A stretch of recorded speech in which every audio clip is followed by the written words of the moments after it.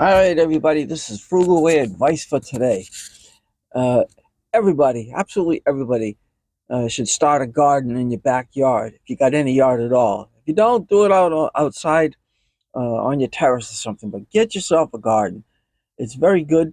You learn how to grow things, you learn what will grow in your area, you learn how to grow things in your area, and you can probably, if you're successful, you can save some money at the grocery store. Uh, Personally, we use large pots. I'm not sure exactly how big these pots are, but they're 22 inches in diameter at the top. And we put our little garden plants and things inside those things. And what's good about the pots is we can move them around. If we're in the shade, we can move them to the sun, and vice versa. We can have more control over how much we're able to get the sun in and out. Here in Florida, the sun gets real hot, and in the summertime, it'll kill the tomato plants. But the pepper plants, they love the sun, so we have to move them around. And the other thing is, whenever we have an opportunity to purchase stuff that's on sale, we always try to take advantage of all these sales by buying canned goods and dry goods and kind of stocking up. Here in Florida, we have hurricanes. Every now and then, one blows in. You have to kind of be ready for it. And having those things in your storage area, we keep it cool. You don't want it to get it hot because it'll just get ruined. Uh, Saying though, for us, our little garden, we grow peppers, tomatoes, radishes, spices, things like that. And to monitor the soil in my little pots or my big pots, I have a moisture meter, which I use almost daily, and I test all the pots to see how they're standing because you don't want to do all that work, get them really into a good place. You got tomatoes and peppers all over the place, and then you neglect to keep them wet, and you don't feed them with any fertilizer, and they all die. These are all learning things that are good to know. You have to know them in order to supply yourself with some good food from the garden. The other thing, too, is the tomatoes that we grow in our pots, when we cut them open and we start eating them, there's a taste to them. They taste great. The ones we buy at the supermarket, they don't seem to have much taste at all. They're just red without any flavor. Same with the peppers.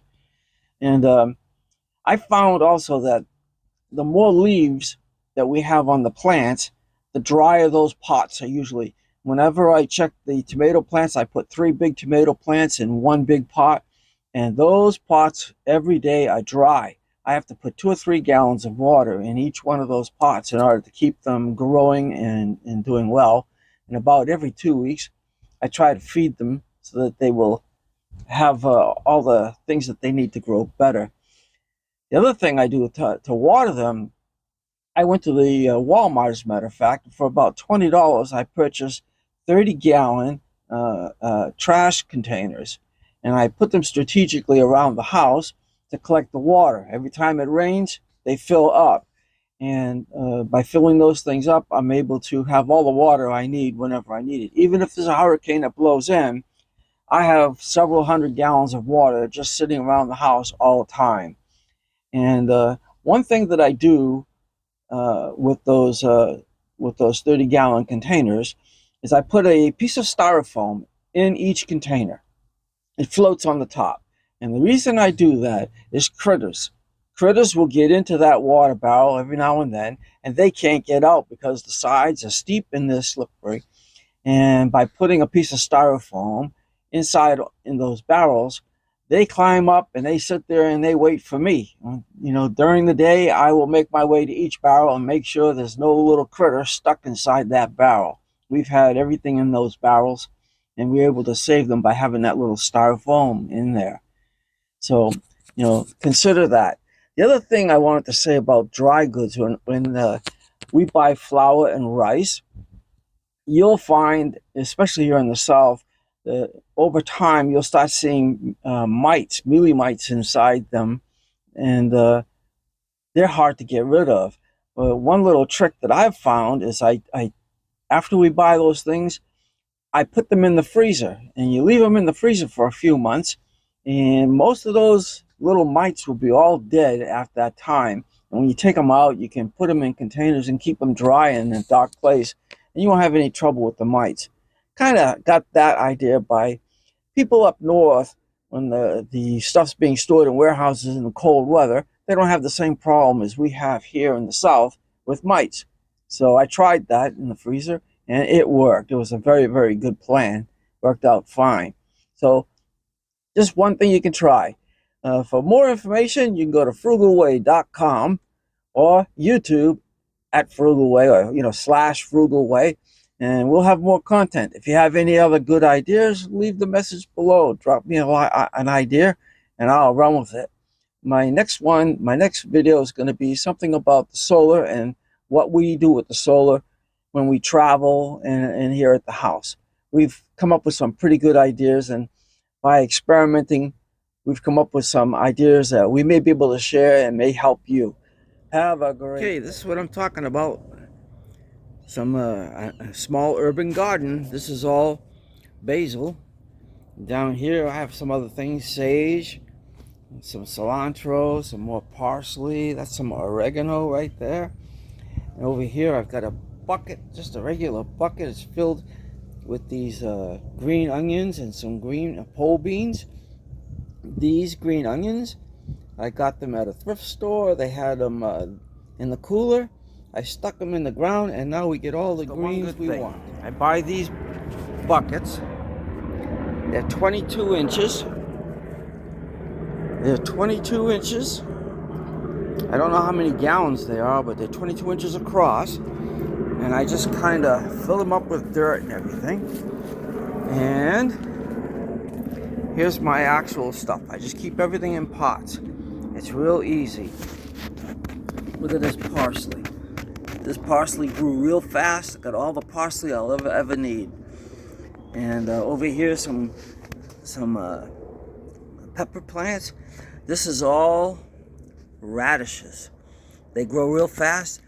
I chop them up and I cook them with home fries. These tomato plants as a starter.